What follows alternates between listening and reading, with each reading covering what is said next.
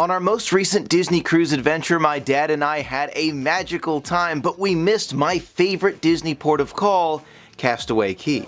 It's okay. It's gonna be okay. It's still a magical adventure. I'm still smiling. I still am. I would have loved to see the tree at Castaway Cay and all the magic, but we'll just have to come and try it again some other time. We'll be back. We'll be back. It's a relatively rare occurrence, only happening to 1.3% of all Disney cruise ships scheduled to go to the island, but what happens when you can't make it? Is there some kind of refund? Is there something that Disney can do for you? Is there something that they try and reschedule so that you can make it to the island? I'm going to explain it all and give you a few of my thoughts. Based on my conversation with Captain Henry, the most likely time that you're going to catch a Disney cruise that can't make it to Castaway Cay is the winter season, simply because of the wind and the waves and the rougher weather in general. And from my understanding, that is the reason that we could not make it to Castaway Cay. The winds were too intense and pushing the ship kind of to the side, and there was no way for us to dock safely. I do give Captain Henry and his crew a lot of credit for trying. They didn't just look at the waves and see the wind and say, you know what, we can't make it. They really attempted to make it. They looked for every possible window. They came back for a second attempt. They were trying everything. The crew at Castaway Cay were ready to go to get those lines, but in the end, Mother Nature won that battle and we had to abandon our stop at Castaway Cay. After Captain Henry had to totally abandon our attempts to Castaway Cay, the entire cast and crew sprang into action to make it a magical day at sea for all of us. They came out with a brand new navigator within half an hour of that second attempt, with movies showing at different times and activities, special meet and greets that were not scheduled at all before.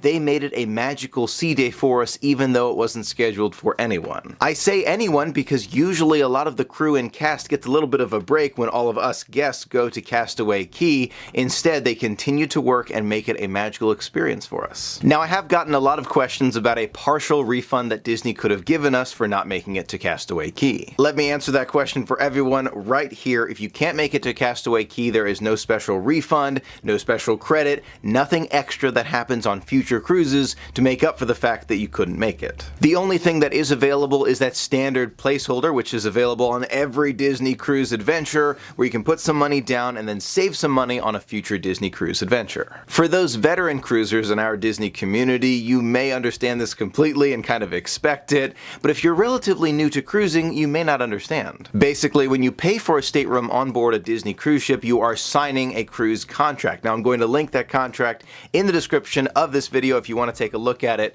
but basically it says that if Disney cannot make it to any port that they're scheduled to go to due to anything like weather or conflict or any safety reason, they're going to try, but if they can't make it, the only thing they're going to refund to you are the port fees. And since this is Castaway Cay, Disney's personal private island, there are no port fees, so there's nothing to refund. Now, I have to be honest, I did not read every line of the cruise contract before I went on my Disney cruise, but that's okay. When I was on board, I didn't necessarily believe that they'd give us some special refund for not being able to make it to Castaway Cay, simply because I was still enjoying the amenities and the pools and the food and the entertainment and the shows on board, which all costs money. The best way to explain it is that's just how cruising is. They're going to do everything in their power to keep to that schedule, but if for any reason, weather or safety issues, they can't make it to a certain destination, they will change it for everyone's safety. I personally think that Disney handled this situation masterfully. They could have easily said, you know, we have got nothing else scheduled until 4 p.m., so sit by the pool, sit and relax,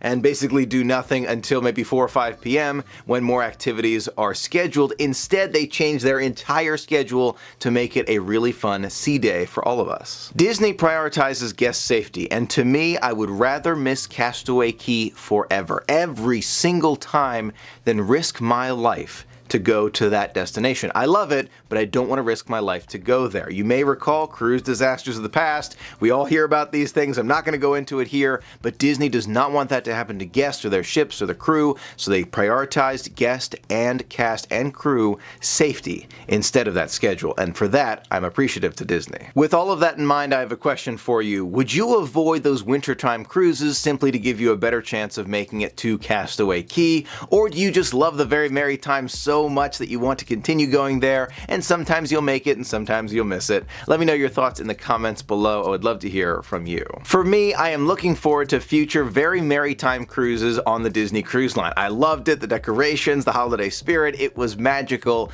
but I am also looking forward to going back on the Disney Cruise Line when it's nice and warm and we can make it to Castaway Cay. One final thought, the weather on a land adventure has far less of an impact than it does on a sea adventure. Thank you so much for being a part of the magic with me. Until next time, have a magical day.